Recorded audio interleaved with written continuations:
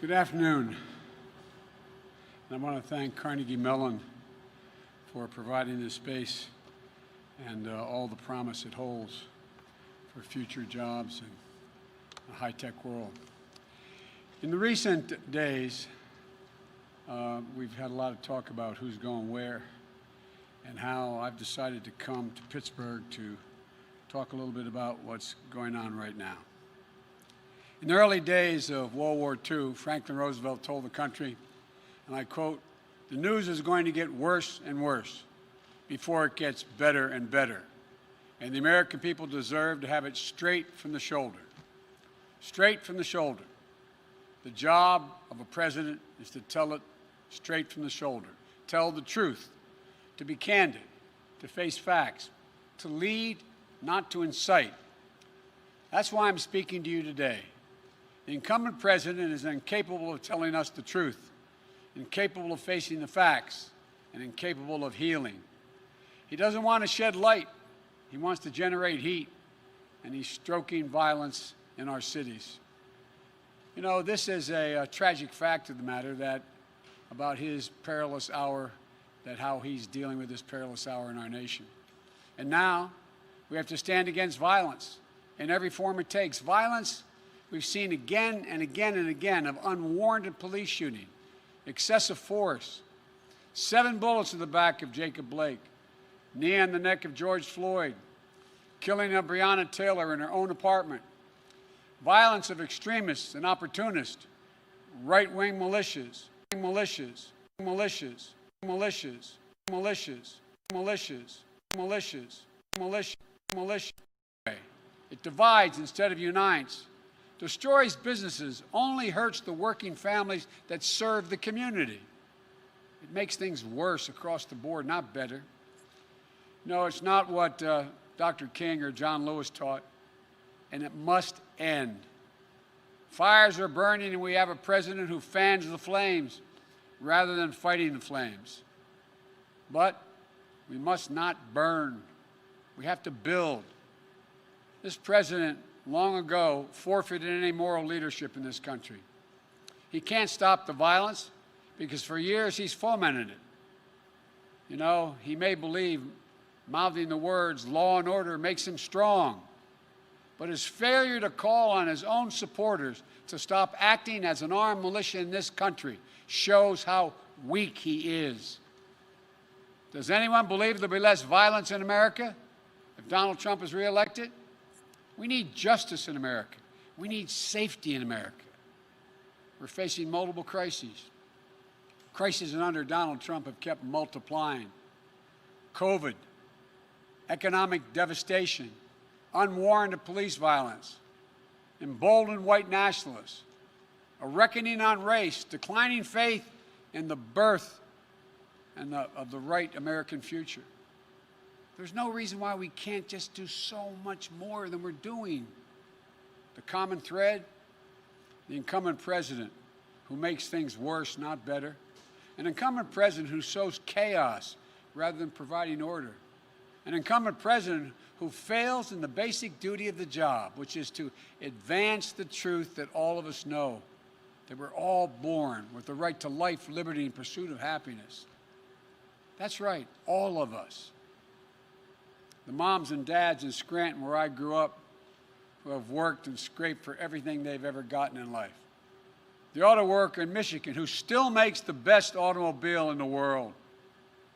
The single mom in Ohio working 3 jobs just to stay afloat, who'll do anything for her child. Retired veteran in Florida, who gave everything he had to this country and now just wants us to honor the promises made to him. Lord & Taylor salesperson who just lost their job, a store closing after 194 years in business. Nurses and doctors in Wisconsin who've seen so much sickness, so much death in the past 6 months. And they wonder how much more can they take? But still, they muster up the courage to take care of those patients in this pandemic while risking their own lives. Researchers in Minnesota who woke up this morning determined to find a breakthrough in treating cancer And he'll do the same thing tomorrow and the day after and the day after, because she'll never give up. White, black, Latino, Asian American, Native Americans, everybody. I'm in this campaign for you, no matter your color, no matter your zip code, no matter your politics. When I think of the presidency, I don't think about myself. It isn't about my brand. It's about you, the American people. We can do better, and we have to do better. And I promise you this, we will do better. You know, the road back begins now in this campaign. You know me. You know my heart. You know my story, my family story. Ask yourself, do I look like a radical socialist with a soft spot for rioters? Really? I want a safe America, safe from COVID, safe from crime and looting, safe from racially motivated violence, safe from bad cops. Let me be crystal clear, safe from 4 more years of Donald Trump.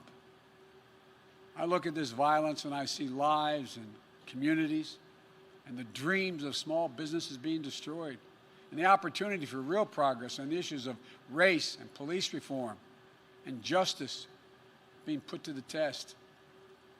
Donald Trump looks at this violence and he sees a political lifeline.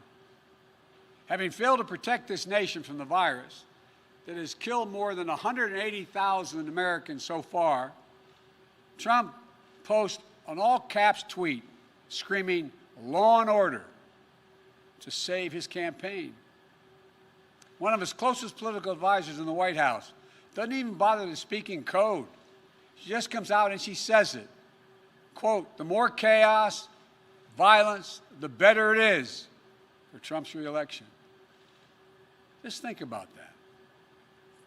This is a sitting president of the United States of America. He's supposed to be protecting this country, but instead he's rooting for chaos and violence. The simple truth is, Donald Trump failed to protect America. So now he's trying to scare America.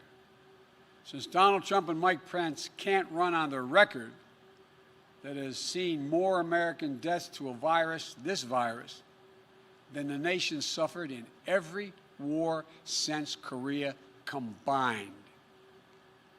Since they can't run on their economy that has seen more people lose their jobs than any time since the Great Depression. Since they can't run on the simple proposition of sending our children safely back to school.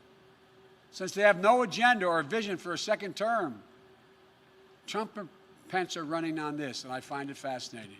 Quote, "You won't be safe in Joe Biden's America." And what's their proof? The violence we're seeing in Donald Trump's America. These are not images of some imagined Joe Biden America in the future. These are images of Donald Trump's America today. He keeps telling you, if only he was president, it wouldn't happen. If he was president. He keeps telling us that he was president, you'd feel safe. Well, he is president, whether he knows it or not. And it is happening. It's getting worse. And you know why? Because Donald Trump adds fuel to every fire. Because he refuses to even acknowledge that there's a racial justice problem in America. Because he won't stand up to any form of violence. He's got no problem with right-wing militia, white supremacists, and vigilantes with assault weapons, often better armed than the police, often in the middle of the violence at the protesters and aiming it there. And because tens of millions of Americans simply don't trust this president to respect their rights, to hear their concerns, or to protect them. It doesn't have to be this way. When President Obama and I were in the White House, we had to defend federal property. We did it. We didn't see it. You didn't see us whipping up fears around the deployment of secret federal troops. We just did our job, and the federal property was protected. When President Obama and I were in office, we didn't look at cities as Democratic or Republican run. These are American cities. But Trump doesn't see himself as president for all of America. Frankly, I believe if I were president today, the country would be safer and we'd be seeing a lot less violence, and here's why. I have said we must address the issue of racial injustice. I've personally spoken to George Floyd's family and to Jacob Blake's family. I know their pain, and so do you. I know the justice they seek, and so do you. They've told us none of this violence respects or honors George or Jacob. I believe we can bring these folks fighting for racial justice to the table. I've worked with police in this country for many years. I know most cops are good, decent people. I know how they risk their lives every time they put that shield on and go out the door. And I'm confident I can bring the police to the table as well. I'd make sure every mayor and governor had the support they needed from the federal government, but I wouldn't be looking to use the United States military against our own people. If I were president, my language would be less divisive. I'd be looking to lower the temperature in this country, not raise it. I'd be looking to unite the nation. But look, if Donald Trump wants to ask the question, who will keep you safer as president? Let's answer that question. First, some simple facts. When I was vice president, violent crime fell 15% in this country. We did it without chaos and disorder. And yes, we did it with Democratic mayors in most of the major cities in this country. The murder rate now is up 26% across the nation this year under Donald Trump. Do you really feel safer under Donald Trump? COVID has taken this year, just since the outbreak, has taken more than 100 years. Look, here's the lives, when you think about it, more lives this year than any other year for the past 100 years. More than 180,000 lives in just 6 months. An average of 1,000 people dying every day in the month of August. Do you really feel safer under Donald Trump? Mr. Trump, you want to talk about fear? Do you know what people are afraid of in America? They're afraid they're going to get COVID. They're afraid they're going to get sick and die. And that is in no small part because of you. We're now on track to more than 200,000 deaths in this country due to COVID. More than 100,000 seniors have lost their lives to the virus. More cops have died from COVID this year than have been killed on patrol. Nearly 1 in 6 small businesses is closed in this country today. Do you really feel safer under Trump? What about Trump's plan to destroy the Affordable Care Act? And with it, the protections for pre-existing conditions that impacts more than 100 million Americans. Does that make you feel safer? Or how about Trump's plan to defund Social Security? The Social Security Administration's chief actuary just released a report saying that if a plan like the one Trump is proposing goes into effect, the Social Security Trust Fund would be, and I quote, permanently depleted by the middle of calendar year 2023, with no ability to pay benefits thereafter. Put it plainly, Trump's plan would wipe out Social Security, period. You feel safer and more secure now? The fear that reigns under this president doesn't stop at our shores. The Kremlin has put bounties on the heads of American soldiers. And instead of telling Vladimir Putin that there'll be no putting up with this, that there'll be a heavy price to pay if they dare touch an American soldier, this president doesn't even bring up the subject in his multiple phone calls with Putin. Been reported that Russian forces just attacked American troops in Syria, injuring our service members. Did you hear the president say a single word? Did he lift one finger? Never before has an American president played such a subservient role to a Russian leader. It's not only dangerous, it's humiliating and embarrassing for the rest of the world to see. It weakens us. Not even American troops can feel safer under Trump. Donald Trump's role as a bystander in his own presidency extends to the economic plan and pain. The plan he doesn't have and the pain being felt by millions of Americans. He said this week, and I quote, "You better vote for me or you're going to have the greatest depression you've ever seen." Does he not understand and see the tens of millions of people who've had to file for unemployment this year so far? The people who won't be able to make next month's rent payment? The people who lost wages while the cost of groceries have gone up dramatically? President Obama and I stopped the depression in 2009. We took a bad economy that was falling and turned it around. Trump took a good economy and drove it back into the ditch. Through his failure to get COVID under control, his failure to pull together the leaders in Congress, his failure to deliver real relief to working people, has made our country's economic situation so much worse than it had to be. When we talk about safety and security, we should talk about basic security of being able to look your child in the eye and tell them everything's going to be okay. Don't worry, honey, we're not going to lose our home. We're going to be able to put food on the table. It's going to be okay. It's the job of the president. I've laid out an agenda for economic recovery that will restore a sense of security for working families. We won't just build things back the way they were before. We're going to build them back better with good paying jobs, building our nation's roads, bridges, solar arrays, windmills, with investments in our health care and child care workers so they get the pay and dignity they deserve while easing the financial burdens on millions of families. With a clean energy strategy that is a place for the energy workers right here in Western Pennsylvania. I am not banning fracking. Let me say that again. I am not banning fracking, no matter how many times Donald Trump lies about me. This future, the future, that's what this is all about. You know, we hear Donald Trump's self-centered rants and riffs, but the voice of Americans should be heard. The one you should listen to is Julia Jackson, the mother of Jacob Blake.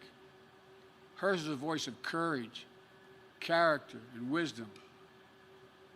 In looking at the damage that has been done in her city, she said, quote, "The violence and destruction doesn't reflect my son or my family."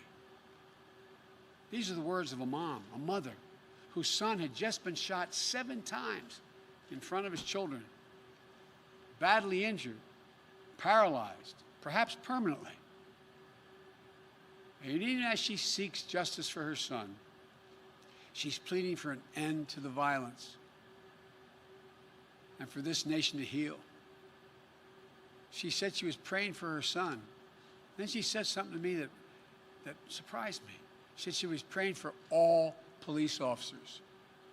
She said she was already been praying for America even before her son was shot. She's publicly asked all of us to examine our hearts. Citizens, elected officials, the police, all of us. And then she said this, quote, "We need healing." More than anything, that's what we need to do as a nation. We need to heal. The current president wants you to live in fear. He advertises himself as a figure of order. He isn't. And he's not been part of the solution thus far. He's part of the problem. The problem that I, as president, will give you my all resolve to stop. I'll deal with the virus. I'll deal with the economic crisis. And I'll work to bring equality and opportunity to everyone. We've arrived at a moment in this campaign we all knew, including the press in front of me, knew we'd get to. The moment when Donald Trump would be so desperate he'd do anything to hold on to power. Donald Trump has been a toxic presence in our nation for 4 years. poisoning how we talk to one another, poisoning how we treat one another, poisoning the values this nation has always held dear, poisoning our very democracy. Now, in just a little over 60 days, we have a decision to make. Will we rid ourselves of this toxin? Or will we make a permanent part, it a permanent part of our nation's character? You know, as Americans, I'm confident we believe in honesty and decency, treating everyone with dignity and respect, giving everyone a fair shot, leaving no one behind, giving hate no safe harbor, and demonizing no one.